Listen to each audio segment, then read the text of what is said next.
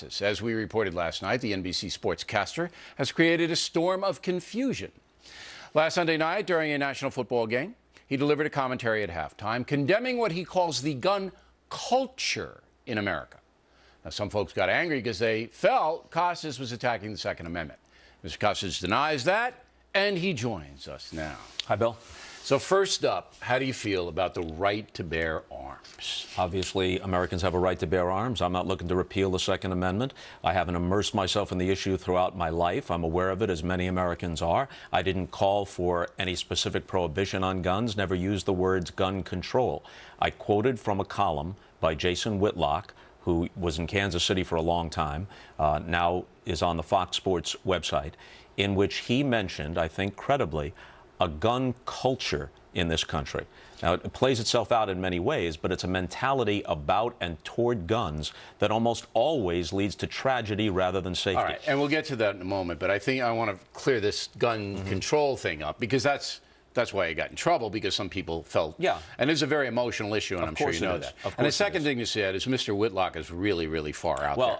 Well, I am not agreeing with. I know that. Even said, but when you Jason associate Whitlock with whom, when you associate yourself with a guy like who's that far out there, I was unaware of the remarks he made about the NRA and the KKK. Okay. I'm not even sure the timeline, whether they post-dated or predated, but in any case, I was unaware of them, and obviously, I would disagree with that 100%. Not scolding you. I get it. You know, okay. I get not it. Scolding. That Just would trying be a to mild illuminate. scolding compared to what I've received over the last 72 hours. As long as you call a Christmas tree, you're okay here. Yeah, Merry Christmas to you too, Bill. There you go. So let's advance the story a little bit. Gun control in America is an emotional issue because it is clear that the Founding Fathers gave the right to bear arms for two reasons. Number one, because they felt that the government might devolve into tyranny. And the second thing was the Founding Fathers knew that they had to settle this giant country, and there weren't going to be laws out in the West, and people have guns to protect themselves from bears and Native Americans who didn't like them coming on their property. So there's a history here, all right? And most people don't even understand that history. So Americans grow up with the right to protect themselves against the government and against bad people.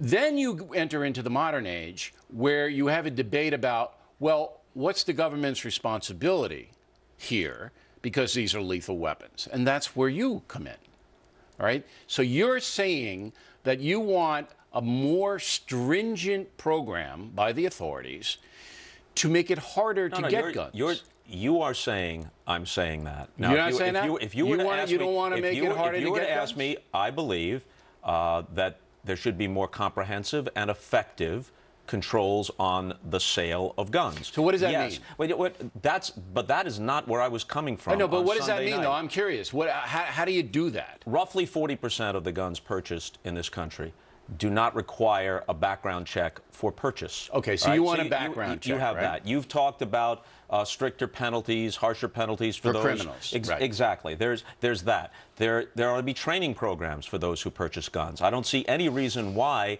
someone should be able to purchase military-style artillery and body armor and automatic weapons. Only the police or the military should have that. All of those are reasonable positions, even if you disagree. And none of that impinges on someone's Second Amendment rights or the right to protect their home and their family. Okay, and you know what? I agree with most of that. Fine. But here's where you made your mistake. You ready for your mistake, Costas? Yeah, I'd like to hear it. All right, you're gonna roll the tape. It demonstrates itself in the Wild West, Dirty Harry mentality of people who actually believe that if a number of people were armed in the theater in Aurora, they would have been able to take down this nut job in body armor and military-style artillery, when in fact almost every policeman in the country would tell you that that would have only increased the tragedy and added to the carnage. Yes, sir. No. Now, here's the deal. What do you mean, no? I'll tell you what I mean. You and I are in the theater, okay, in Colorado. Yeah. We're watching the Batman movie. Yeah. The nut comes in through the back door with his guns, and he opens fire. And his body armor. Body armor, whatever else he had, and he opens fire. So you and I are looking now. And his gun that can fire off hundreds of rounds. Right. And we're saying to ourselves, gee, I really don't want to get killed here. And you're seeing other people go down. Answer my question now. It's very simple, as you know I'm a simple man. Would you rather have the choice of ducking down on the floor or having a handgun on you to pull out and defend yourself against the man? The hypothetical that you present Thank you. presupposes that in most cases, someone dressed like the Joker is not going to show up with a bazooka. Of course not. In most cases, you're going to have many armed people, all right? And Colorado happens to be a right-to-carry state. Right. But you're going to have many armed people who would just be sitting there watching the movie. I would suggest that if that were the case, yes, it's far more likely than somebody playing Dirty Harry and taking this guy down, that over the course of time there'd be a dispute about somebody stepping on someone's foot on the line You're evading for my popcorn, question and going... and that dispute would escalate because somebody has a gun. You're evading my question. Bob Costas and O'Reilly are in the theater. Yeah. Do you want to hit the floor and hope you don't get shot? Or do you want to have a gun on you that you could protect yourself with? I don't want to have a gun on me. No, and in that situation, in the dark, in the confusion, I think it's highly more likely that there would be additional carnage. Bullets would be flying wildly all over the place. But again, you're into the theoretical now. As are you. No, I'm not. You don't want a gun. I want one. All right, fine. Okay? I want to be able to protect myself against that loon with a gun rather than being on the floor. And in Colorado, you would have been allowed to. Right. But you're taking me in a direction of a debate that I did not enter into. No. You set the premise. I didn't set the premise. You said the gun culture and that you objected to this kind of thinking.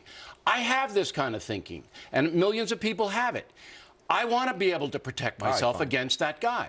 We just have an honest gentleman's disagreement here. That's all. You don't want it. I do want it. What I spoke about in quoting Jason Whitlock was a mentality. There is a gun culture in this country. Now, let's get to that. Tony Dungy, highly respected figure, said that when he coached the Colts, some 80 players, before they cut the roster down, show up in training camp, and he asked them, how many of you own guns? About 60 of the 80 raised their hands. Why do they have the guns? All right, they may feel that they need it for protection. But why? Do you know why they have them? I don't know. They may feel that it's part of a romanticized culture. There's an aspect of this, a kind of Wild West cowboy Dirty Harry aspect. There's also an aspect. So they're macho men and they got to have a gun. That's influenced by some of what we see in the inner cities, or some of what may be glamorized in gangster rap videos. Whatever it may be, it plays itself out in different ways, in different demographics. So and I would suggest to you that even if one has the right to have the gun, you got this many guns out there. Far more often, bad things happen, including unintentional things, than things where the presence of a gun diminishes or averts but I want to danger. get into the gun culture here. So it's cool in the NFL and in the NBA and this for some athletes to carry a gun. Would you say that's true? All I can tell you is since I made these comments, I have heard from players past and present, from coaches, from executives in the NFL, saying they have long been alarmed and concerned by the number of players who cavalierly believe that you have to have a gun. We now see in text messages between Javon Belcher and a friend, he's complaining that Cassandra Perkins may have had a boyfriend, and he may have had a girlfriend on the side, whatever. We haven't sorted this out yet. But he's complaining about it. And his buddy says, you better get yourself a gun. And he says, I have 8 of them. Now, the buddy didn't say, you better get a samurai sword. You better get a lead pipe like Professor Plum in the conservatory. He said, get a gun. I am not the least bit afraid to talk about the gun culture, to talk about domestic violence. I thought it was self-evident that this was a domestic violence case, self-evident, to talk about the effects that football and the culture of football have on many of the people who play it. I've done it before, and I'll do it again. I will look for places where there's more time to do it.